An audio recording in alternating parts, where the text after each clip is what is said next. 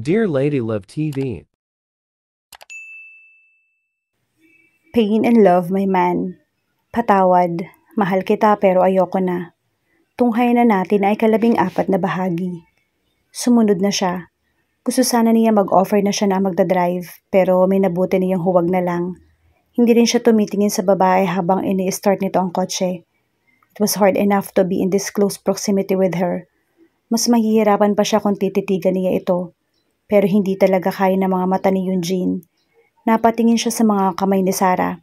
Gustong-gusto niya ang mga daliri nito. Her long slender fingers that used to brush her hair with. She loved caressing his hair. Those fingers touched every single skin on his body. Every crook and cran. Sandali nga. Ano bang iniisip ko? Damn. Ayaw mag-start. Pigil na sabi ni Sarah. Ha? Saka lang natauhan si Eugene. Narinig niya ang tunog ng makina na ayaw nga mag-start. Ngayon pa talaga. Nagbuga bigla ng hangin ng babae, saka tumingin sa kanya. Mukhang maglalakad tayo. Okay lang naman sa akin, sagot niya. Nagmamadali si Eugene sa pagbaba. Ipagbubukas sana niya ng pinto si Sarah pero nakababa na ito bago pa niya nagawa yon. Paano kung wala pala si Kuya Achilles sa clubhouse? Naisipang itanong ni Eugene. May posibilidad na ganoon ang maabutan nila. Saka na natin isipin yon kapag wala na talaga doon si Kuya. Malamig ang panggabing hangin. Iba sa hangin ng Maynila. Nakalimutan na ni Eugene ang ganoong pakiramdam. Pero ang pakiramdam na naglalakad kasama si Sarah, hindi niya makalimutan. Bumabalik sa kanya mga gabi at umaga na naglalakad sila ng magkasama. Ang kaibahan lang ngayon, hindi magkahawak ang kamay nila. Paano kung pinuntahan pala ni Ate Maika? Bigla niyang naitanong. Natigil sa paglakad si Sarah. Parang imposible. Ikaw, ako, si Jules at ang asawa lang niya nakakaalam niyon. Hindi naman siguro sasabihin ni Jules kay Kuya ang totoo nang hindi sinasabi sa akin. May punto si Sarah. Ito bang unang beses na nangyari to? Na umalis si ate sa bahay? Tanong niya. Hindi niya alam dahil wala naman sinasabi sa kanya ang kapatid. Yes, they can't be separated. And be like us? No way. Hindi agad siya nakaimik. Hindi niya inaasahan na sasabihin iyon ni Sarah. It was not really the words but the tone. Pero totoo naman ang sinasabi nito. Hindi pwedeng maging katulad nila sina Ate Maika at Achilles. Hindi sila matutulad sa atin. They love each other. Gusto sana niyang idagdag. Pero mali yun. Mahal na mahal din nila ni Sarah ang isa't isa pero naghiwalay pa rin sila. Ano nangyari, Sarah? Bakit umabot sa ganito? We both know that what happened was painful. Pero malakas sila. They have each other and they have Gustavo and Jem. Lilipas din to. Yun ang isipin natin. I know ate. She loves her family. Babalik at babalik din siya. She was just confused and hurt. I know the feeling. Parang may bumayo sa dibdib ni Eugene dahil sa narinig. Hindi talaga mawawala ang nakaraan. Palaging mauungkat at mauungkat ang mga nangyari. Kahit ano ang gawin, hindi niya makakalimutan. Sumpa iyon sa kanya. At ang dapat lang. He should carry the burden and pain until his last breath. Iyon ang kanyang parusa sa mga nagawa kay Sarah. Pagpasok sa loob ng clubhouse, tumuloy sina Eugene at Sarah sa office. Pero wala doon si Achilles. Tumitindi na ang pag-aalala ni Sarah dahil wala roon ang sasakyan ng kapatid. Tama nga yata ang hinala ni Eugene na wala si Achilles sa clubhouse. May iba pa ba siyang pwedeng puntahan? Tanong ni Eugene. Hindi ako sigurado. Tingnan muna natin sa itaas. Kapag wala siya doon, hihingin ako ng tulong sa iba naming mga pinsan.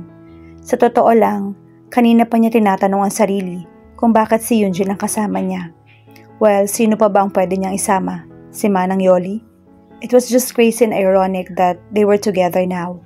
Tumutulong siyang ayusin ang problema ng mga kapatid nila, samantalang ni hindi nila naayos sa mga sarili nila dati. Pagkatapos ng 5 taon napasigaw na lamang si Sarah na dumaplis ang paa sa hagdan. Dahil sa dami ng iniisip, ni hindi niya makapagawang ma-focus sa simpleng pag-akyat ng hagdan. Pero dahil nauuna at nasa likuran si Eugene, ay nasalo siya ng lalaki. Napatitig siya sa mukha nito dahil wala naman siyang ibang pwedeng titigan, kundi iyon lang. He was still the most handsome man she had ever laid her eyes on. Okay ka lang? Natauhan siya nang tumama sa mukha ang mainit na hininga nito. Kumala siya rito. Oo, okay na ako. Sagot niya at kumapit ng mahigpit sa balostre at maingat na sa pag-akyat. Pero parang naiwan pa rin. Sa likod niya ang init ng kamay ni Eugene. Lumalim ang pahighinga niya at nawala ang panlalamig na nararamdaman kanina habang naglalakad sila sa labas. Ganoon pa rin ang epekto sa kanya ng lalaki. Pagpatak sa second floor ay lumigid agad ang mga mata niya. Hindi siya nahirapang alamin kung naroon ba ang kapatid. Nakaupo ito habang nakasubsob ang mukha sa mesa. Patakbong lumapit siya kay kuya. Amoy alak ito maliban pa sa mga boteng walang laman na nasa ibabaw ng mesa. Kaya sigurado nagpakalasing ang kapatid.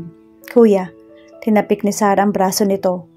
Umungo lang ito pero hindi dumilat o kumilos. Siya lang ba mag-isa na umiinom ng lahat ng to? Turo ni Eugene sa 3 bote sa mesa. Parang ganun na nga. Dapat kinausap niya ang kapatid. Dapat naroon siya sa tabi nito. He had always been there for her. Paano natin ibababa si kuya? Kaya naman siguro, sagot ni Eugene. Papasanin ko siya sa likod ko. May bakas ng pag-aalala sa mukha ni Sarah. Parang hindi naniniwala ang babae na kayang buhatin ni Eugene si Kuya Achilles. Pero lumuhod na siya sa tabi ni Achilles at pilit na iniharap ito sa kanya. I'm stronger than I look. Tulungan mo lang ako. Isandal mo siya sa likod ko. Nang nakaharap na ng maayos si Achilles ay hindi pa rin ito nagigising. Pag-ungol lang ang nagagawa ng lalaki. Tumalikod na si Eugene habang tumutulong si Sarah na isampay ang mga balikat nito sa mga braso ng kapatid. Ang lumungay-ngay ang ulo ng bayaw sa kanyang balikat ay napangiwi siya. Baka bigla itong magsuka. Okay, huminga muna siya ng malalim. 1, 2, 3. Pero hindi siya makatayo. Sinubukan uli niya na tumayo pero hindi magawa. Hindi siya nakabuelo ng husto. Hindi mo yata kaya? Tanong ni Sarah. Kaya ko to. Kailangan ko lang ng makakapitan. Iniisod ng babae palapit kay Eugene ng isang upuan. Pwede ka rin kumapit sa mesa. Tapos hahawakan ko si kuya para hindi siya mahulog. Okay. Huminga uli siya ng malalim at bumaling uli sa pagbubuhat sa kapatid. Sa pagkakataong iyon ay nakatayo na siya. Pero sobrang bigat talaga ni Achilles. Sure kang kaya mo? Tanong uli ni Sarah. 100%. Sagot ni Eugene na parang gusto nang bawiin na naroon na sa hagdan. Halos 15 steps siguro yon. Kaya ba niya o gugulong silang dalawa ni Achilles na parang bola? Kung hindi mo kaya, pwede ko namang tawagan ang sino man sa mga pinsan ko. Sa ganitong oras, kaya ko. Pinal na sabi niya bago kumapit ng mahigpit sa balostre. 1 baitang, 2 baitang. Sa pangatlo, muntik na sumala ang paa ni Eugene. Pero maagap si Sarah. Nasa harap niya agad ang babae at halos nakayakap na sa kanya. Bilir na nga po ang paghinga ni Eugene. Pero hindi dahil sa bigat ni Achilles. Hindi nang dahil doon. Malapit na malapit kasi ang mukha ni Sarah sa kanya. Kaunting pagkilos lang ng mukha, mahahalikan niya na ang babae. Itinutok niya ang paningin sa mga mata ni Sarah. Maling desisyon. Nakatutok din ang mga mata nito sa mga labi niya. May 2 option lang si Eugene. Una, paaalisin ng babae sa harap niya, kahit ano ang mangyari. Pangalawa, bitawan na niya si Achilles at sundin na lang ang kagustuhang hawakan si Sarah at halikan ng mga labi nito hanggang sa pareho na silang mawala ng hininga. Naguhumiyaw ang bawat bahagi ng pagkatao ni Sarah. Napakatagal na nang huli silang magkadikit ng ganoon ni Eugene. Para siyang posporo na biglang sinindihan. Siya ang posporo at si Eugene naman ang apoy. Kung hindi pa lalayo, matutupok na siya ng tuluyan. Pero kapag umalis siya sa harap ng lalaki, baka magtuloy-tuloy ito pababa ng hagdan kasama ang kapatid. Anong sitwasyon ba ang pinasok ko? Bakit pa siya ang isinama ko? His thick pinkish lips were still inviting. She could remember those times where she could ravish them to her heart's content and... Tumabi ka, Sarah. Mariin at parang nangangapos ang hininga ni Eugene. Kahit may tagasan ang tono nito ay naroon din ang pakiusap. Lalo siyang hindi dapat umalis sa harap ng lalaki dahil sa pangangapos ito ng hininga. At ano ba ang mga iniisip niya sa mga labi nito? Hindi tama, hindi dapat. Nababaliw na siya. Tutulungan na kita. Sa leeg na lang ni Eugene itinutok niya ang paningin. You're actually not helping. Mas madali kong... Oh! Tumabi si Sarah pero na makita na muntik nang mawala ng balanse si Eugene, ay agad siyang bumalik sa harap nito. Ano? Hindi ba talaga ako makakatulong? Paismid na tanong niya. Huminga ito ng malalim. Fine, nakakatulong ka pero parang hindi nito malaman ng sasabihin dahil ilang beses na ibinuka ang bibig para lang isara uli. Okay, let's just do this. Dahan-dahan ay nagawa nilang makababa ng hagdan. They were both out of breath when they reached the landing. Si Sarah ay dahil sa dalawang magkaibang dahilan. Dahil mahirap talaga ang ginagawang pag-alalay at dahil, tama na Sarah, hindi ka na natuto. Parang nauupos na kandila na lumupas sa sahig si Yunjin. Dahil doon, napahinga rin sa sahig. Ang walang malay na si Achilles. Umungo lamang ito. Naupo naman si Sarah sa unang baitang ng hagdan. Kaya mo ba yan, Yunjin? Humingi na tayo ng tulong sa mga pinsan ko. Itinaas ni Yunjin ang kamay na parang sinasabing sandali lang. Nagpilit itong bumangon makalipas ang ilang sandali. It's past 12, Sarah. Pero wala dito ang sasakyan ni Kuya. Ibig sabihin maglalakad lang tayo hanggang sa bahay at papasanin mo uli siya. Natulala ang lalaki. Pero nang mahimasmasan ay natawa. Tawang parang nababaliw. Pwede bang dito na lang tayong tatlo matulog? Tanong nito sa pagitan ng sarkastikong tawa. Kung hilahin na lang kaya natin si Kuya pa uwi. Natigilan na naman si Yunjin. At tulad kanina, nauwi na naman ito sa pagtawa. Pero sa pagkakataong iyon, mas totoo na ang tawa nito. Natawa rin tuloy si Sarah. Pero seryoso siya sa suggestion na yon. Ang ibig kong kasing sabihin, alalayan natin si Kuya. Tigis ang braso tayo. Isukbit natin siya sa mga balikat natin habang naglalakad tayo. Tumigil na rin sa pagtawa si Yunjin pero may kislap pa rin ang kaaliwan ng mga mata. Ako na lang ang magpapasan sa kanya. Wala siyang malay kaya delikado ang iniisip mo. I can do this. Tinulungan niya ang lalaki na maibalik nito sa likod ni Kuya Achilles. Habang naglalakad sila ay alisto siya. Baka biglang mawalan ng balanse si Yunjin. Mabuti na yung sigurado. 10 hanggang 12 minuto ang inabot nila sa paglalakad hanggang sa makarating sa bahay nila. Pero dahil pasan ni Yunjin si Achilles, hindi pa sila nakakangalahati sa loob ng 10 minuto. Gusto mo bang tumigil muna tayo para magpahinga? Maya-maya ay tanong niya dahil sa lalim ng gatlasan noon ng lalaki. Okay lang ako. Para kasing hindi. Pwede naman tayo magpahinga muna. Wala naman tayong hinahabol na oras. Hindi naman delikado dito. Sarah, please. Tinitipid ko na yung hininga ko. Huwag ka munang maingay. Sa halip na manahimik, nag-init pa ang ulo ni Sarah sa mga narinig. See? Yan ang hirap sa'yo. Hindi mo na pala kaya. Nahihirapan ka na pala pero tinitiis mo. Wala kang sinasabi. Kaya nga ako nandito. Hindi para solohin mo yan. Nag-o-offer ako ng tulong pero mas gusto mo pa rin sarilinin. Fine, do what you want. Nauna na siya sa paglalakad. Hindi na niya nilingon pa si Yunjin, pero hindi rin niya binilisan ng paglalakad. Kaya nang tumigil siya sa tapat ng bahay nila at lumingon, ay natatanaw niya ang mga ito. Ipinasok nila si Kuya Achilles sa kwarto at inihiga sa kama.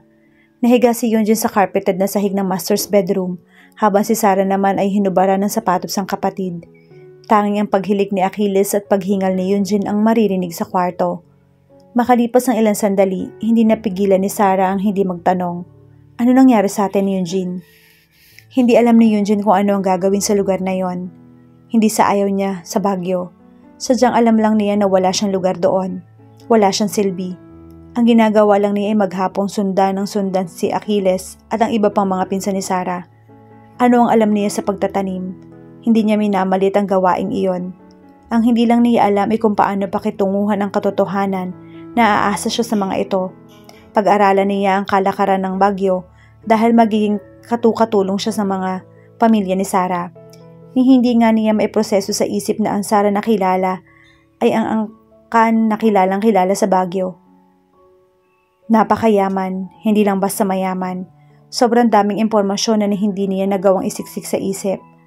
Bakit hindi sinabi ni Sarah ang totoo? Bakit hindi nito sinabi na mayaman siya? Dahil ba walang tiwala ang asawa sa kanya? Iniisip ba ni Sarah na kapag nalaman niya ang tunay na estado sa buhay nito, ay lalo siyang kakapit dito? Nagpakasal ba siya sa klase ng babae na pinaka-iiwasan niya? The rich and unreachable. Pero ayaw ng puso niya na maniwala. Iba si Sarah. Totoong mahal siya ng asawa kahit sino at ano pa siya. Malungkot na malungkot si Yunjin. Lahat ng mga pinapangarap para sa kanilang dalawa ay wala ng kwenta ngayon. He dreamt of providing for her and their family. Pero paano niya nagagawa yon? Aasa sila kay Achilles. Kung babalik naman sila sa Maynila ay aasa sila kay Ate Maika. Palagi silang aasa. Kaya na magkatuluyan ng mga kapatid nila ay nagkapag-asa si Eugene. Pwede na silang bumalik sa Maynila at bumukod. Pinagplanuhan niyang mabuti ang lahat bago sabihin kay Sarah ang plano. Siniguro muna niyang may trabaho siya doon. Nang may aayos na ang lahat, sinabi niya sa asawa ang gusto mangyari at sobrang saya niya nang pumayag ito na bumukod sila. Marami siyang plano. Determinado siya na patunayan ang sarili. Kahit hindi siya maging napakayaman, maibigay lamang niya ang lahat ng pangangailangan ni Sarah. Pero kahit ano ang gawin niya ay hindi sapat. Wala magandang pinatutunguhan ng kanyang ambisyon. It cost him a lot. It cost him the most precious thing in his life, his family.